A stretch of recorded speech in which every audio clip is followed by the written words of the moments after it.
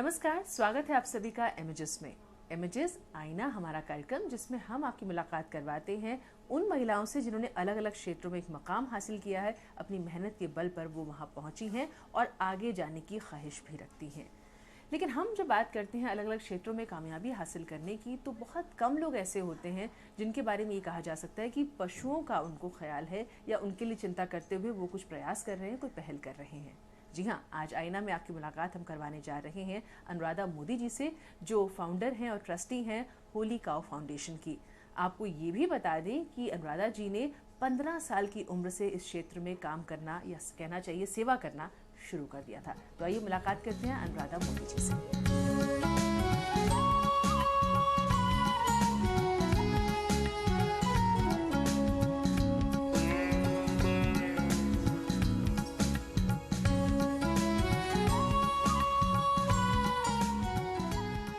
अनुराधा जी, बहुत बहुत स्वागत है आपका इमेजेस में। आपने होली काउ फाउंडेशन की जो शुरुआत की, तो ये क्यों आपके मन में ख्याल आया कि आपको ऐसा कोई संस्था बनानी चाहिए? मैंने एक गौ ग्रास रिक्शा की पैम्फलेट देखी थी इस्कॉन टेम्पल में। सो मुझे ये आइडिया बहुत अच्छा लगा कि हम घर से रोटी कलेक्ट करके, जो हम पुराने ज़माने में गाय के लिए पहली रोटी निकालते थे, कि ये हम एक सिस्टम दोबारा से रिवाइव करें। तो मैंने एक रिक्शा स्पॉन्सर की थी अपनी कॉलोनी में, कि जो घर घर से जाके सुबह रोटी और पील्स, वेजिटेबल पील्स इकट्ठा करे और जो स्ट्रे काउज दिखती है हमें सड़कों पे, कहीं एक जगह उनको खिलाए। तो मैं उससे स्टार्ट किया था। तो धीरे धीरे I just got pulled more and more into this, because I think guy, अगर तुम एक तरफ गाय की तरफ ध्यान देना शुरू करोगे तो गाय तुम्हें खुद ही खींच लेगी। तो फिर ऐसे करके मैंने कुछ प्रोडक्ट्स देखे जो पंचगव्य से बने थे। तो पंचगव्य होता है जो 5 चीज़ें गाय हमें देती है: दूध, दही, घी, गोबर और मूत्र। तो ह्यूमंस का सारा कंसंट्रेशन होता है पहली 3 चीज़ों पे। उनको दूध चाहिए, उनको घी चाहिए, उनको दही चाहिए। लेकिन जो मेन जो वेल्थ गाय हमें देती है वो है गोबर और मूत्र उसका, क्योंकि हमारे शास्त्रों में भी लिखा है गौ में वसते लक्ष्मी। दैट मीन्स कि गाय के गोबर में लक्ष्मी का वास है। तो कहीं ना कहीं हम कुछ गलती कर रहे हैं कि हम गोबर और मूत्र के ऊपर ध्यान नहीं दे रहे। और फिर जैसे जैसे मुझे और इसके बारे में पता चला, तो मैंने ये रियलाइज़ किया कि जो दूध की जो इंडस्ट्री है वो एक फीडर इंडस्ट्री है स्लॉटर की।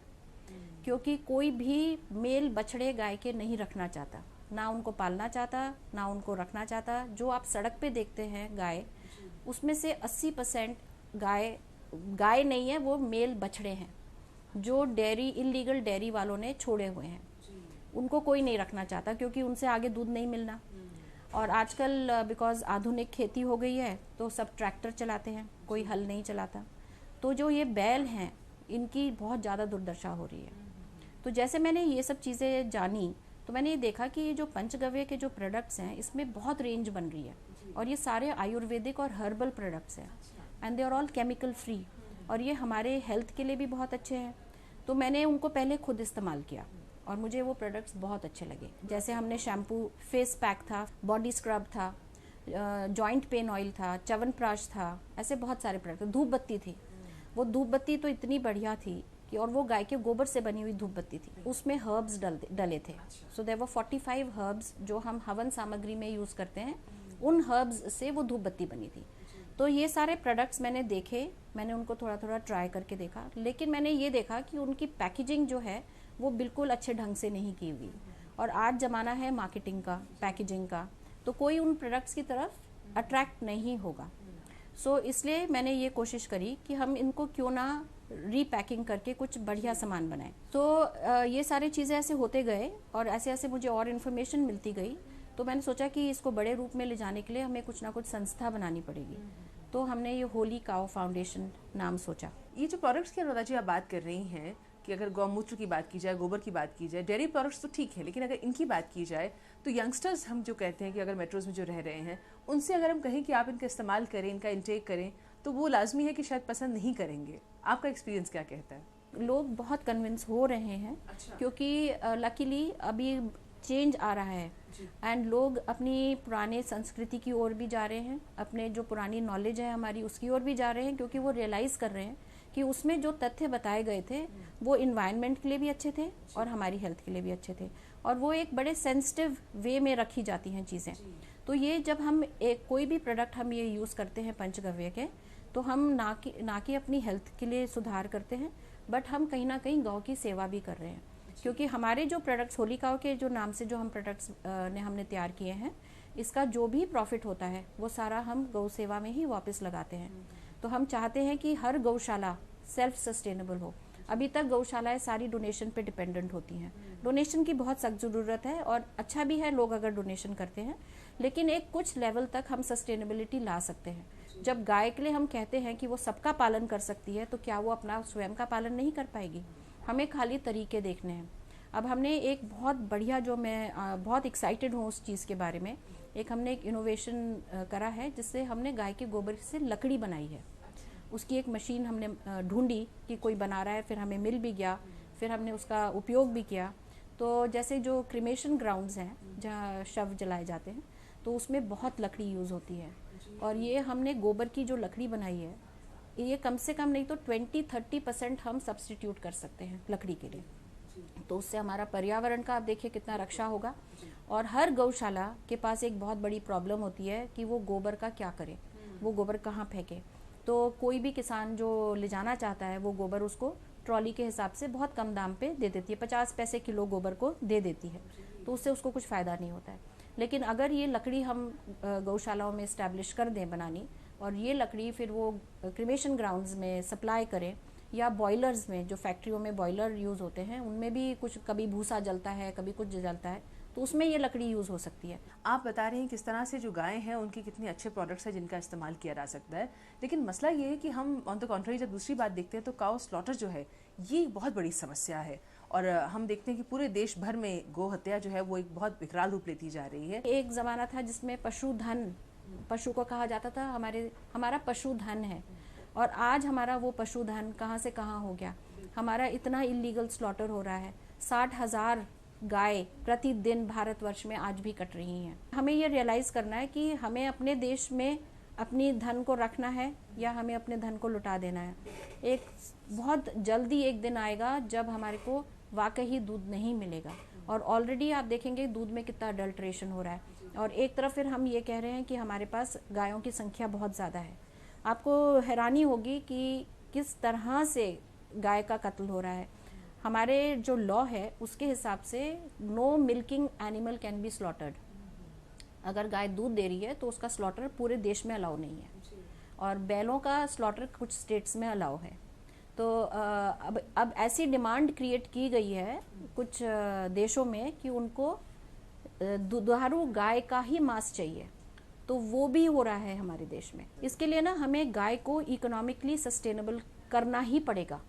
जब तक गाय एक किसान के लिए फ़ायदेमंद नहीं होगा कि वो गाय को अपने घर में रखे, तब तक हम इसको अचीव नहीं कर सकते। इसीलिए हमारा प्रयास है कि हम गोबर गौमूत्र से हम क्या क्या उपयोग कर सकते हैं वो हम ज़्यादा से ज़्यादा करें, जैसे कोई भी गाय कभी भी अनप्रोडक्टिव ना हो। गो हत्या की हम बात कर रहे हैं, तो आपको क्या लगता है क्या इसके लिए वे आउट है, किस तरह से इसको हम रोक सकते हैं? महात्मा गांधी ने जब इंडिपेंडेंस नहीं हुई थी तब उन्होंने कहा था कि जो सबसे पहला लॉ मैं चाहता हूँ कि स्वतंत्र भारत में हो, तो वो है कि पूर्ण गौ हत्या के ऊपर प्रतिबंध लगे।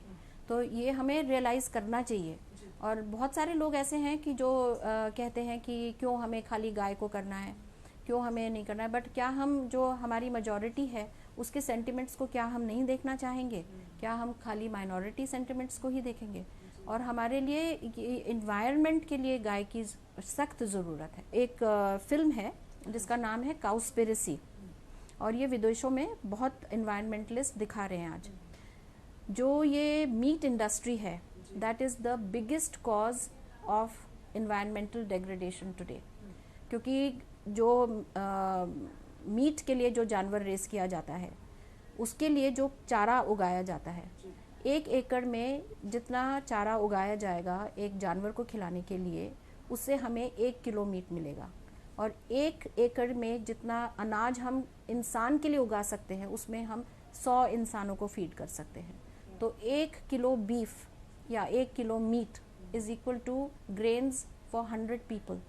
तो हमारे दुनिया से वर्ल्ड हंगर खत्म हो जाएगी अगर हम ये मीट इंडस्ट्री बंद कर देंगे तो। I thought I was doing everything I could to help the planet. But then, with one friend's post, everything changed.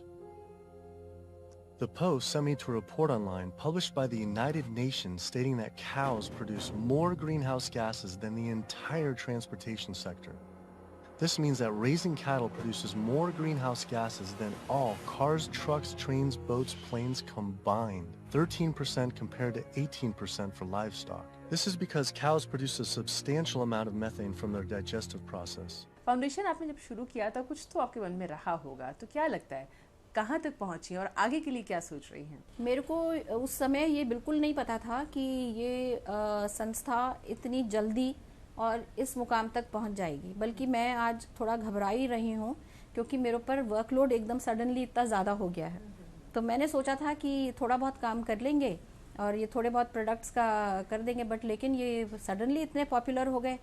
हमें एक साउथ दिल्ली के मॉल में जगह भी मिल गई, मॉल वालों ने भी देखा तो बहुत उन्होंने सराहा हमारा काम और उन्होंने हमें जगह दे दी अपने मॉल में सामान बेचने के लिए। तो जो हमारे और भाई हैं जो गौ सेवा का काम करते हैं, तो वो कहते हैं तुमने तो गाय को मॉल में पहुंचा दिया, तो कि गौशाला और मंदिरों से हटा के उसको मॉल तक ले गए हो। तो लेकिन आज नीड ही ये है।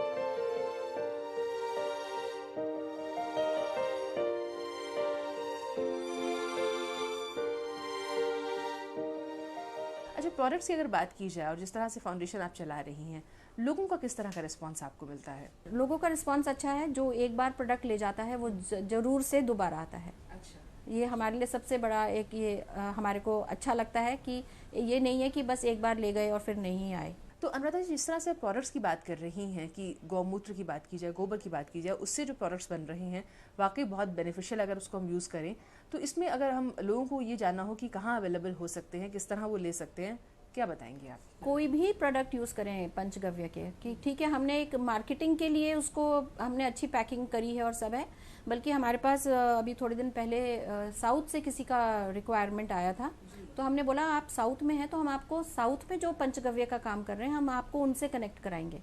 और हमने वही किया।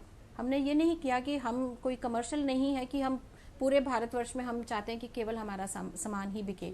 हम चाहते हैं कि हर गौशाला बनाए, हर गौशाला अपना भी ब्रांड से बनाए और आप कोई भी गौशाला से सामान खरीद सकते हैं। 15 साल की उम्र में आपने पशुओं के लिए सोचना शुरू किया, एक ग्रुप बनाया, अपना प्रयास किया आपने। उस उम्र में लोग उम्मूमन सोचते नहीं हैं, तो हम ये माने कि शुरू से ही आपको पशुओं से प्यार था? जब मैं 15 साल की थी तो हमारे स्कूल में एक ब्रिटिश लेडी आई थी, उनका नाम था क्रिस्टल रॉजर्स। वो एक संस्था चलाती थी दिल्ली में, एनिमल्स फ्रेंड के नाम से। तो उन्होंने एक सेंटेंस बोला जो मेरे को बहुत चुभा। उन्होंने बोला कि वो ऑस्ट्रेलिया जा रही थी और वो India was a stop over for her, और यहाँ उन्होंने एक घोड़ा देखा जो सड़क पे पड़ा हुआ था घायल और उसको कोई मदद करने नहीं आ रहा था। तो वो बोली कि मैं मूव हो गई कि मैंने सोचा मुझे ऑस्ट्रेलिया नहीं जाना और मैं भारत में ही रह के कुछ जानवरों का काम करूं। तो मेरे को वो शब्द बहुत चुभे। मेरे को लगा एक ब्रिटिश लेडी हमारे देश में आके उसको ये चुभन हुई और उसने हमारी कंट्री में रह के इतना बड़ा काम किया उसने, और हम स्वयं अपनी कंट्री में रह के हम चारों तरफ इतनी देखते हैं और हम कुछ नहीं कर पाते। तो उसकी वजह से मेरे को ये इंस्पिरेशन हुई कि मैं कुछ करूं। तो मैंने सबसे पहले 1975 में एक पेट शो ऑर्गेनाइज किया। तो वो पेट शो हमने इसलिए किया था कि हमारा फोकस हो ना कि डॉग की ब्रीड पे बल्कि एनिमल्स के हेल्थ पे। तो हमने सारे पेट्स का रखा था उसमें, और उसमें जो लोग इंडियन डॉग्स भी रखते थे तो हमने ब्रीड की कोई उसमें कैटेगरी नहीं बनाई थी। जैसे उस ज़माने में भी था कि भी स्पिट्स है, एल्सेशन है, सब लोग ऐसे ही डॉग्स रखना चाहते थे। जो हमारे देसी डॉग थे वो कोई नहीं रखना चाहता था। तो हमने ये पेट शो शुरू किया था। तो उसमें से हमने जो फंड्स रेज किए वो मैंने सबसे पहले क्रिस्टल रॉजर्स को और मदर टेरेसा को दिए थे, उसमें से जो हमने फंड्स कलेक्ट किए। फिर ऐसे करके एक फ्रेंडी कोज नाम का हमने कॉन्सेप्ट बनाया, और आज भी मैं बहुत हैप्पी हूँ कि वो आज भी संस्था चल रही है। जो है मैं उसके साथ अब नहीं जुड़ी हुई हूँ, लेकिन वो बहुत अच्छे से चल रही है, काफ़ी बड़ी हो गई है वो ऑर्गेनाइजेशन। हमने उसको छोटा सा रूप से स्टार्ट किया था। हमने जब